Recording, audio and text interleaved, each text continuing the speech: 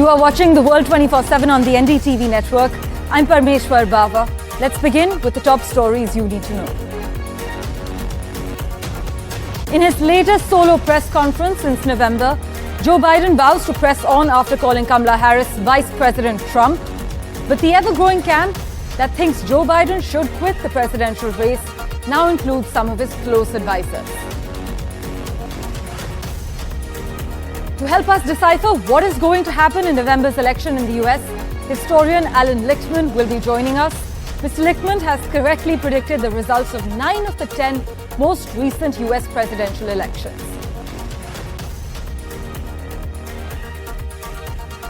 There is a sharp 19% decline in Indian Americans supporting incumbent President Joe Biden between the last election of 2020 and the 2024 election cycle, according to a biannual Asian American voter survey, the longest-running survey of Asian American voters.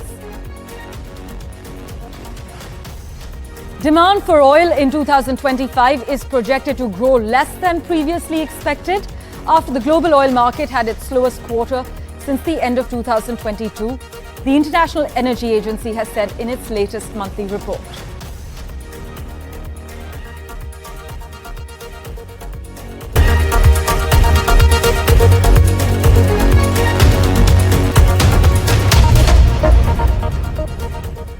Well, our big focus, US President Joe Biden has declared that he still is the best person to defeat Donald Trump and defended his ability to continue his campaign.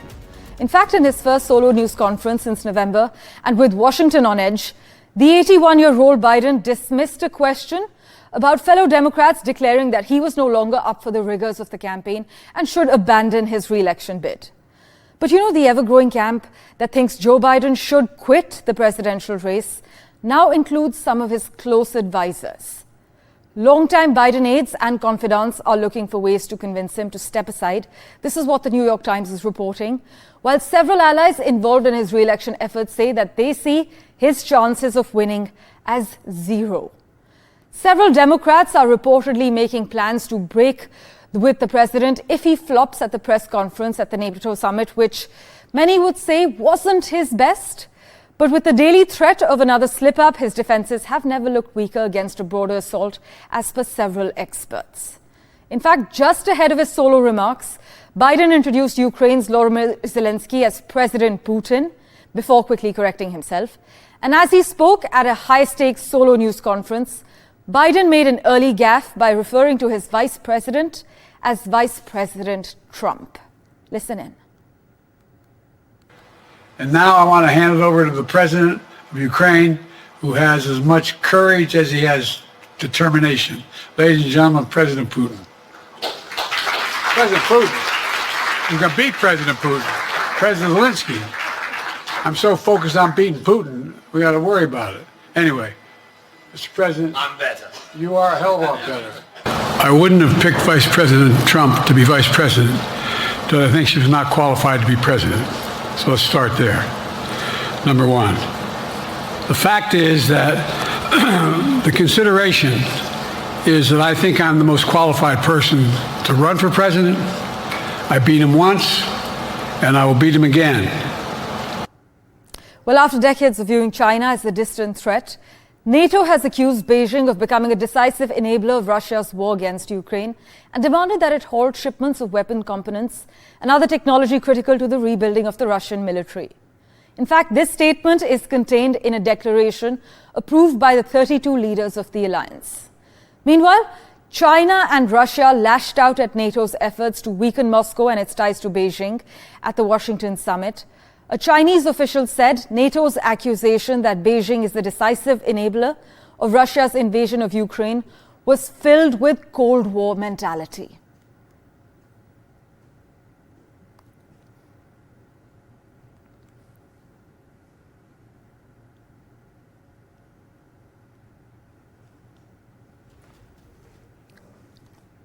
Well, it's an extraordinary moment in American politics.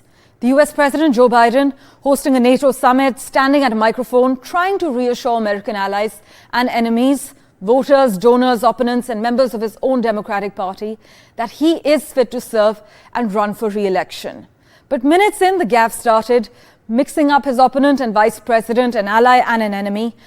To help us decipher what is going to happen in November, we have with us historian Alan Lichtman. Mr. Lichtman has correctly predicted the results of 9 of the 10 most recent US presidential elections. And he warns that if Democratic delegates rebel against Joe Biden and choose another Democratic nominee, it could spell chaos for the party. But thank you for joining us on the NDTV network, Mr. Lichtman. Those calling for Biden to drop out now include Peter Welch of Vermont, several House Democrats, as well as mega donor George Clooney. Does he need his trusted friends in the Democratic leadership to show him the way? Do you think more prominent names will actually join this chorus and ask Biden to step down? Here's what all those people who are asking Biden to step down have in common. The journalists, the political operatives like James Carville, the Hollywood celebrities like George Clooney, the pundits, the Democratic senators and congressmen. They have no track record in predicting elections, and yet they claim to be able to predict what the Democrats need to do to win. I do have a track record through my keys to the White House, the 13 keys, that have been right for 40 years since I predicted Ronald Reagan's reelection in April 1982 during what was then the worst recession since the Great Depression, when his approval ratings were in the gutter. And the keys show the folly of trying to push Biden out and find, some savior for the Democrats. The way my system works, if 6 keys go against the White House party, they're predicted losers. Biden ticks off the incumbency key and the party contest key because 87% of primary voters nominated him. We follow the advice of all these critics. You lose the incumbency key and you lose the party contest key. So instead of starting 2 keys up with 6 of the remaining 11 have to fall to predict their defeat, you start 2 keys down and only 4 keys would have to fall to predict their defeat. But leave aside the keys, look at history. Since the turn of the 20th century, the party holding the White House has never, and I repeat, never won when there's an open seat at an internal party contest.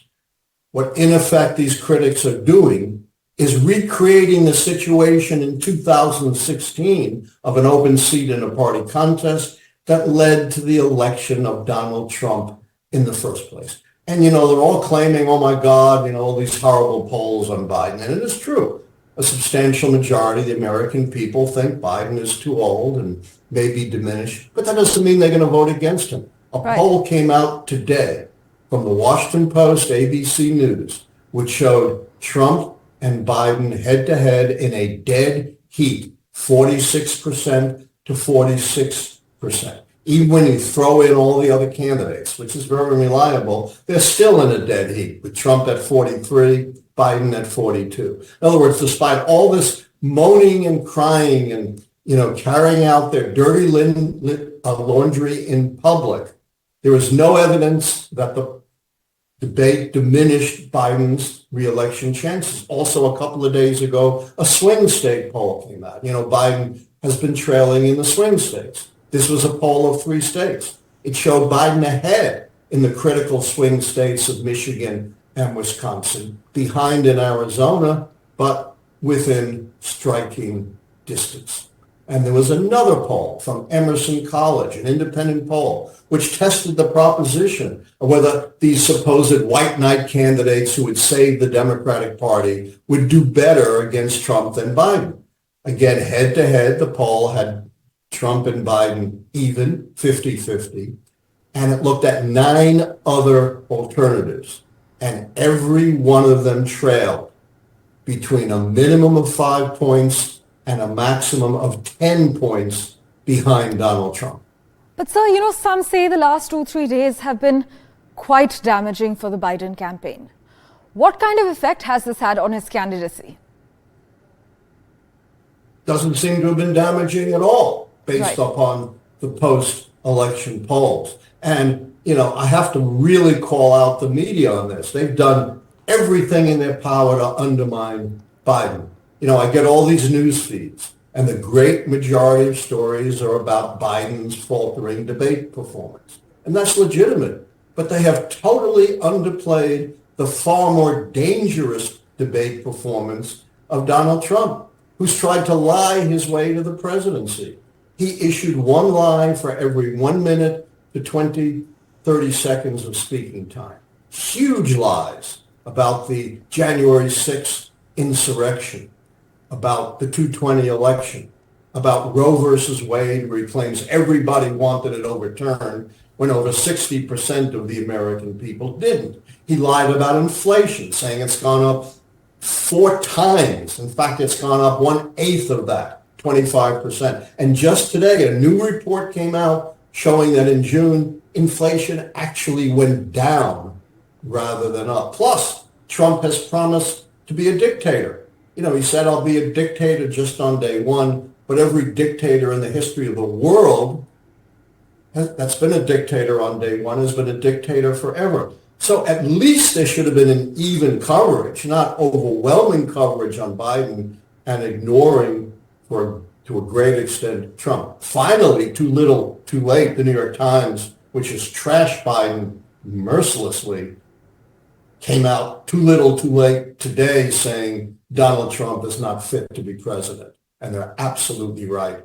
Our democracy is hanging by a thread. And you know what? All these media folks who've been complicit with Donald Trump will rue the day if Donald Trump gets elected, because like other authoritarians, one of the first things he will do under the cover of Supreme Court immunity will be to snuff out the independent media. Right.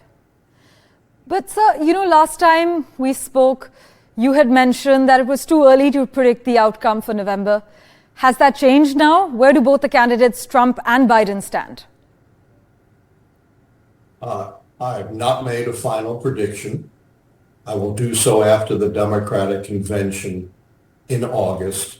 But based on my keys, a lot would have to go wrong for Biden to lose. Certainly that's what you said last time as well. But right now, Biden is down 2 of my keys. Remember, 6, and his party loses the White House. He's down my mandate key because of Democratic losses in the midterm U.S. House elections. He's down my incumbent charisma key because he's no FDR or Ronald Reagan. And here are the 4 shaky keys your audience should be looking at. Third party will, and this is the only time I use polls, but I don't take them at face value, I cut them in half. To be a significant third party to count against the White House party, the candidate has to get at least 5% of the vote. But I don't know that.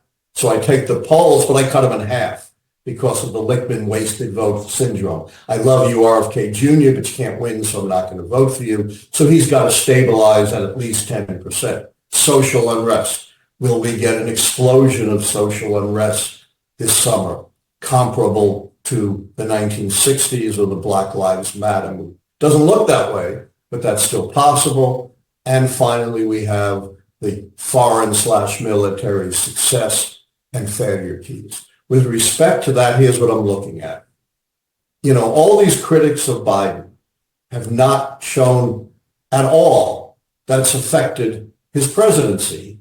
He's had an amazing presidency, incredibly competent. Debate performance is way down the list of what it takes to be a successful president. And Biden's always had issues with debate performance. Far more important are your values, your judgment, your experience, your respect for American democracy and its institutions. Biden has more domestic accomplishments than any president since the 1960s. It was Biden and Biden alone that put together the coalition of the West that stopped Putin from conquering Ukraine.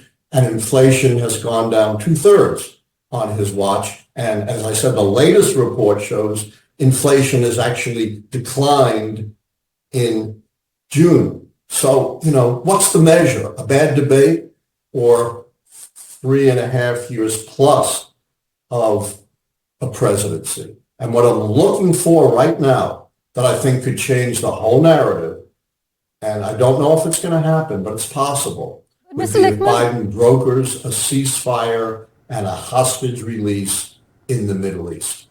So far, Biden and his staff have remained defiant in the face of calls to quit the US presidential race. Do you think they'll budge or keep resisting these calls? And would a Harris-led ticket give Democrats a better shot at beating Donald Trump? Democrats have long claimed, hey, we know it's electable, right? We've nominated some really electable candidates, experienced candidates, knowledgeable candidates, proven winners, candidates who win debates, like Walter Mondale in 1984, Michael Dukakis in 1988, John Kerry in 2004, Hillary Clinton in 2016. And what do all those electable candidates have in common? They've all lost. So not only don't these Democrats and other critics have any track record of prediction, they are completely misguided when it comes to who they think is electable. Right, but do you think the dismal debate performance of Biden and the calls for him to quit the race have actually tilted the scales in Trump's favor? I don't think so. The polls don't Right. show any change. If anything, in the swing states, Biden has improved. And the media spin has been totally misleading. You would think nobody thought Biden won the debate. In fact, the CNN poll showed 33% thought Biden won the debate. And it was a sample that leaned Republican. So if it was a more even sample, likely more respondents would have thought Biden won the debate. And you would think from the media, remember, the great majority of Americans didn't watch the debate. They got their spin from the media. You would think this is the worst debate for a Democrat in history. Nonsense. Barack Obama in his first debate, only 20%, not 33%, Right. thought Obama won the debate. And the polls did swing 12 points. Romney went from 8 points down among likely voters to 4 points up. And all the pundits, not all of them, but a lot of the pundits were saying Obama's dead, he's finished, Romney is going to win. Big cautions from the lessons of history. And, not only have these critics ignored the most successful prediction system that's been right for 40 years, they've ignored the history of what happens when there's an open seat in a contest, and they've ignored the history of debates. Right. Debates have no predictive value. Hillary Clinton won the debates. John Kerry won the debates, and of course they lost. Meanwhile, as the Democrats go into a very public meltdown about Joe Biden's fitness to be their presidential candidate, there is an unusual sound emanating from Donald Trump. Silence. Many say it's so out of character. You believe this is a deliberate strategy? He's known to strike when the iron is hot. I have a plan B for the Democrats. If they're foolish enough to force Biden out, what Biden should do then is resign the presidency for the good of the country. If he doesn't have the capacity to campaign, it's hard to say he's the capacity to govern for another 6 months or so. He would resign for the good of the country, which would contrast him with Donald Trump, who's only in it for himself. Harris would become president. She'd become the consensus nominee as the sitting president, and they would tick off again the incumbency key and the contest key. But if he just steps down and then the Democrats have a big brawl trying to figure out who should replace him, and the polls show no alternative does better, they all do worse. But leaving that aside, they lose both those keys. So that's my plan B. Well, many would argue that the Democrats are in trouble with very few good options at the moment. Some would say their best hope is that Donald Trump reverts to form and stops giving them the silent treatment. But always a pleasure to hear your perspective, Alan Lichtman. Thank you so much for joining us on the NDTV network. In other news, there is a sharp 19% decline in Indian Americans supporting incumbent President Joe Biden between the last election of 2020 and the 2024 election cycle. This is according to a biannual Asian American voter survey, which is the longest running survey of Asian American voters. This survey reveals that 46% of Indian Americans intend to vote for Biden this year, as against 65% in 2020. I must mention, though, this survey was conducted before the June 27th presidential debate between Biden and his Republican challenger, Donald Trump.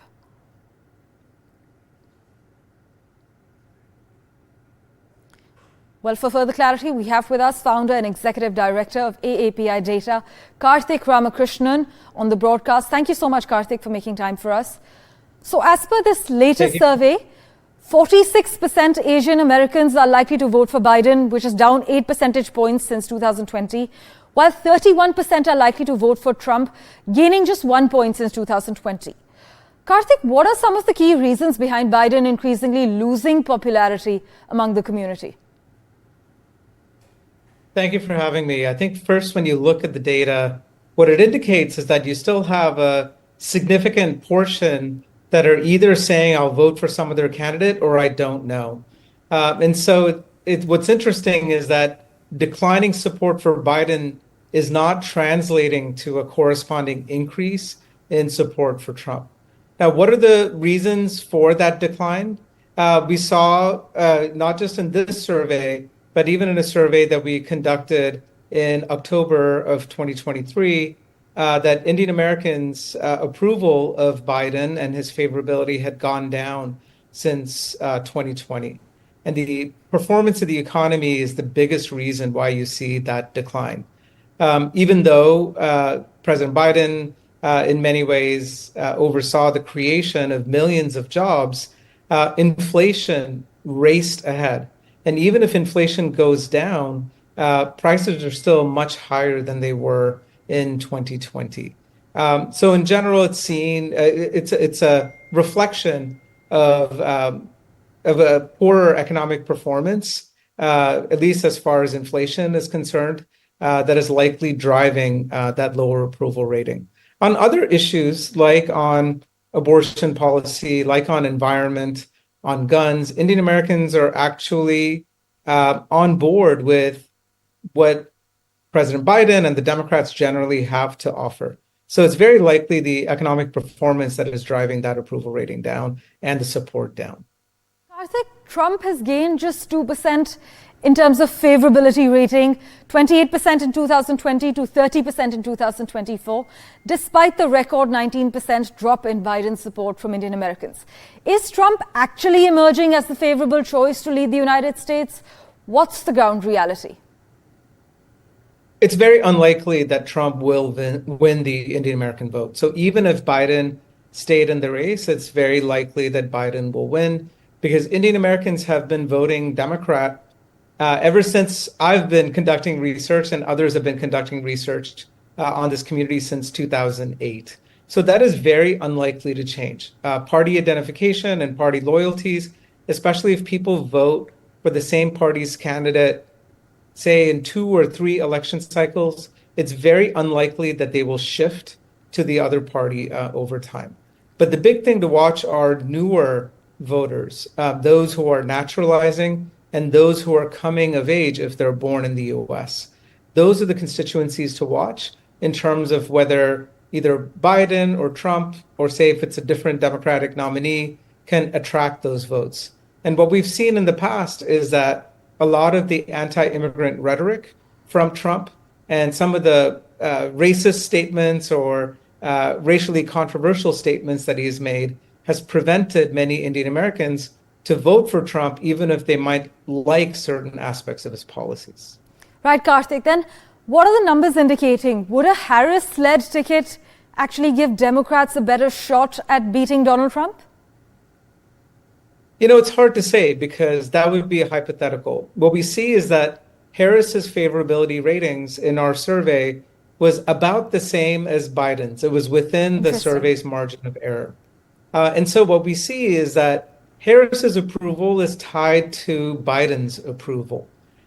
If there was a game-changing situation where Harris is pushed to the top of the ticket or perhaps becomes the president if the current president steps down, that would be an entirely different scenario.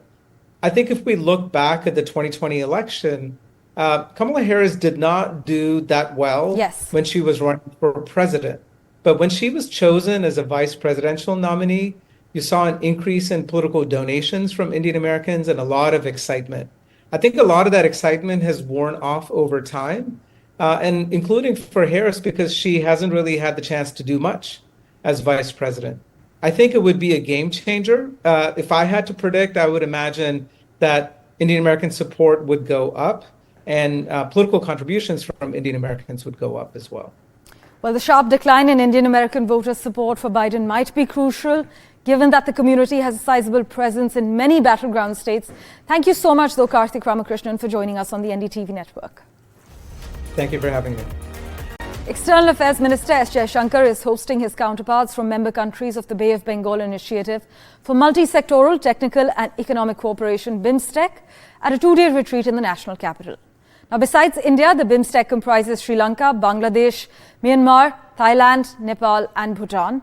This retreat actually allows the foreign ministers to discuss avenues to deepen cooperation across sectors like security, connectivity, and trade.